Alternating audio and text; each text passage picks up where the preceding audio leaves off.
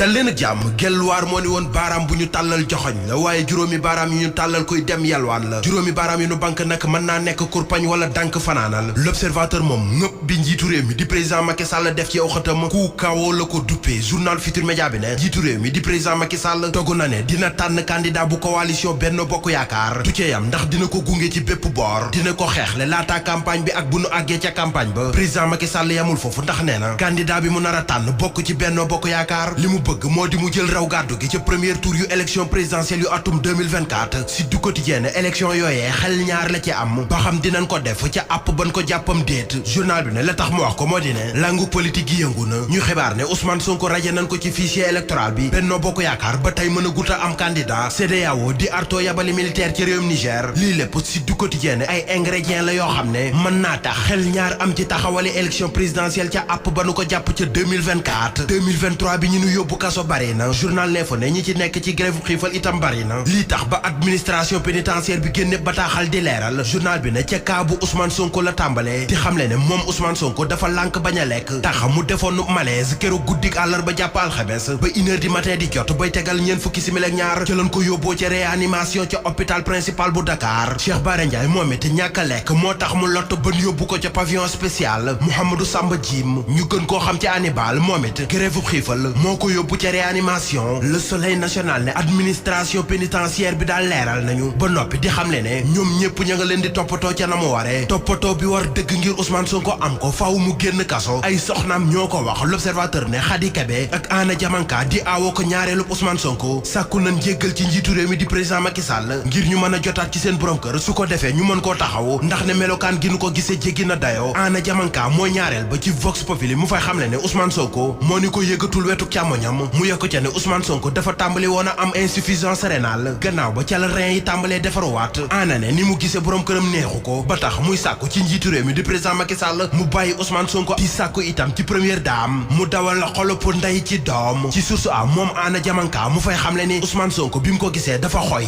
ndaw ba noppi xees Walf Quotidien soxnaay Ousmane Sonko daal wax na na naqar wi ni jànkonteel fi mu toll doore ko ca ba ñu barricade seen kër ak léegi ñu yokk ci itam ne bu ñuy seeti seen borom kër dañ leen di fuyee ba ci njàqare gi nu am ci ka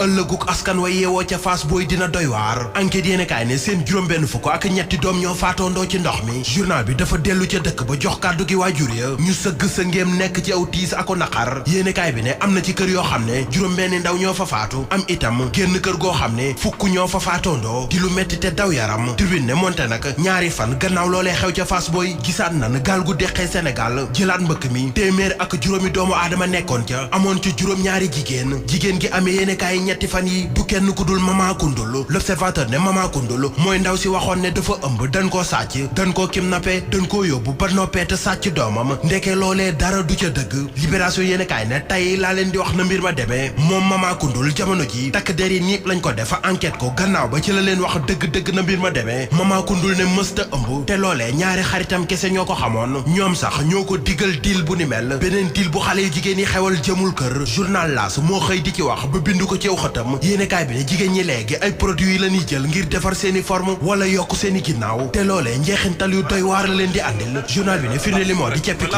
benn xale bu jigéen boo xam ne mbir ma moom fast track la ko bëggoon a def maanaam ci diir bu gàtt mu am ci loo xam ne fu mu jaar gaañi ni gongo tax mu naan ca sirop ba lu ëpp ba dafa mujjee ñàkk bakkanam